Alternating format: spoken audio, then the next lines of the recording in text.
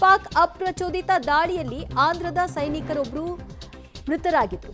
ಬೆಂಗಳೂರು ಮೂಲಕ ಆಂಧ್ರಕ್ಕೆ ಅವರ ಪಾರ್ಥಿವ ಶರೀರವನ್ನ ತೆಗೆದುಕೊಂಡು ಹೋಗಲಾಯಿತು. ಆ ಸಂದರ್ಭದಲ್ಲಿ ದೇವನಹಳ್ಳಿ ರಸ್ತೆಯಲ್ಲಿ ನೂರಾರು ಜನ ಅಂತಿಮ ದರ್ಶನವನ್ನ ಪಡೆದರು.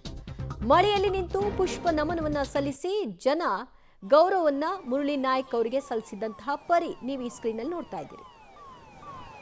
ಜಮ್ಮು ಕಾಶ್ಮೀರದ ಗಡಿಯಲ್ಲಿ ಹುತಾತ್ಮರಾದಂತಹ ಯೋಧ ಇವತ್ತು ಮುರಳಿ ನಾಯಕ್ ಅಂತೇಳಿ ಆತನ ಪಾರ್ಥಿವ ಶರೀರ ಇವಾಗಲೂ ಕೂಡ ಸ್ವಗ್ರಾಮದತ್ತ ತೆರಳುತ್ತಾ ಇದೆ. ಇವತ್ತು ಆಂಧ್ರ ಪ್ರದೇಶದ ಸತ್ಯಸಾಯಿ ಜಿಲ್ಲೆಯ ಗೋರಂಟ್ಲಾ ಬಳಿ ಇರುವಂತಹ ಕಲ್ಲಿತಾಂಡ ಅಂತೇಳಿ ಆ ಗ್ರಾಮದ ಯೋಧ ಮುರಳಿ ನಾಯಕ್ ಅಂತೇಳಿ ಆತ ಜಮ್ಮು ಮತ್ತು ಕಾಶ್ಮೀರದ ಗಡಿ ಭಾಗದಲ್ಲಿ ಇವತ್ತು ಮೃತಪಟ್ಟಿರುವಂಥದ್ದು, ಹುತಾತ್ಮರಾಗಿರುವಂಥದ್ದು. ಹಾಗಾಗಿ ಆ ಹುತಾತ್ಮನ ಪಾರ್ಥಿವ ಶರೀರ ಇವತ್ತು ಸ್ವಗ್ರಾಮಕ್ಕೆ ಹೋಗ್ತಾ ಇದೆ. ಇವತ್ತು ಕೆಂಪೇಗೌಡ ಅಂತಾರಾಷ್ಟ್ರೀಯ ವಿಮಾನ ನಿಲ್ದಾಣದಿಂದ ಈಗಾಗಲೇ ಕೂಡ ದೇವನಹಳ್ಳಿ, ಚಿಕ್ಕಬಳ್ಳಾಪುರ, ಬಾಗೇಪಲ್ಲಿ ಮಾರ್ಗವಾಗಿ ಸ್ವಗ್ರಾಮದತ್ತ ತೆರಳುತ್ತಿರುವಂತಹ ಪಾರ್ಥಿವ ಶರೀರಕ್ಕೆ ಈಗಾಗಲೇ ಕೂಡ ದಾರಿಯುದ್ದಕ್ಕೂ ಕೂಡ ಜನಸಾಗರವೇ ಇವತ್ತು ಹರಿದು ಬಂದಂತೆ ಜನ ಬಂದು ಇವತ್ತು ಅಂತಿಮ ನಮನವನ್ನು ಸಲ್ಲಿಸುವಂಥ ಕೆಲಸವನ್ನು ಮಾಡ್ತಾ ಇದ್ದಾರೆ.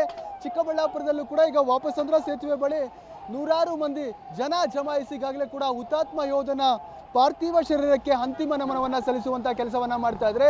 ಗೌರವ ಸಮರ್ಪಣೆಯನ್ನು ಮಾಡುವಂಥ ಕೆಲಸವನ್ನು ಮಾಡ್ತಾ ಇದ್ದಾರೆ. ಈಗಾಗಲೇ ಕೂಡ ನಮ್ಮೆಲ್ಲರಿಗಾಗಿ, ಇಡೀ ಭಾರತೀಯರಿಗಾಗಿ ತನ್ನ ಪ್ರಾಣವನ್ನು ತೆತ್ತು ಇವತ್ತು ಮಡಿದಂತಹ ವೀರ ಯೋಧ ಇವತ್ತು ಮುರಳಿ ನಾಯಕ್.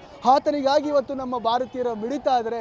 ಆತನಿಗೆ ನಾವು ಗೌರವ ಸಮರ್ಪಣೆಯನ್ನು ಮಾಡಬೇಕಾಗಿದೆ, ಅದು ನಮ್ಮ ಕರ್ತವ್ಯ ಕೂಡ. ಹಾಗಾಗಿ ಆ ಕರ್ತವ್ಯವನ್ನು ನಾವು ಇಲ್ಲಿ ಮರಿಬೇಕಾಗಿದೆ. ಹಾಗಾಗಿ ಜನ ಕೂಡ ಇವತ್ತು ಸ್ವಯಂ ಪ್ರೇರಿತವಾಗಿ ಇವತ್ತು ಚಿಕ್ಕಬಳ್ಳಾಪುರದಲ್ಲಿ ಬಂದು ಇವತ್ತು ಆ ಯೋಧನಿಗೆ ಅಂತಿಮ ನಮನವನ್ನು ಸಲ್ಲಿಸುವಂಥ ಕೆಲಸವನ್ನು ಮಾಡ್ತಾ ಇದ್ದಾರೆ. ಕೈಯಲ್ಲಿ ಪುಷ್ಪವನ್ನು ಹಿಡಿದು ಇವತ್ತು ಸೇನಾ ವಾಹನದ ಮೂಲಕ ಆಂಬುಲೆನ್ಸ್ನ ಹಿಂಬದಿಯಲ್ಲಿ ಸಾಗ್ತಾ ಇರುವಂತಹ ಪಾರ್ಥಿವ ಶರೀರಕ್ಕೆ ಜನ ಇವತ್ತು ಅಂತಿಮ ನಮನ, ಪುಷ್ಪ ನಮನವನ್ನು ಸಲ್ಲಿಸಿದ್ದಾರೆ. ಇಡೀ ಜನತೆ ಒಂದು ರೀತಿಯ ದುಃಖದ ನೋವಿನಲ್ಲಿದ್ದಾರೆ. ಆ ಕುಟುಂಬ, ಯೋಧನ ಕುಟುಂಬ ಏನಿದೆ, ಆ ಕುಟುಂಬದ ಜೊತೆ ನಾವು ಸಾಂಕೇತಿಕವಾಗಿ ನಿಲ್ಲಬೇಕಿದೆ, ಅವರಿಗೆ ಆತ್ಮಸ್ಥೈರ್ಯವನ್ನು ತುಂಬಬೇಕಾಗಿದೆ.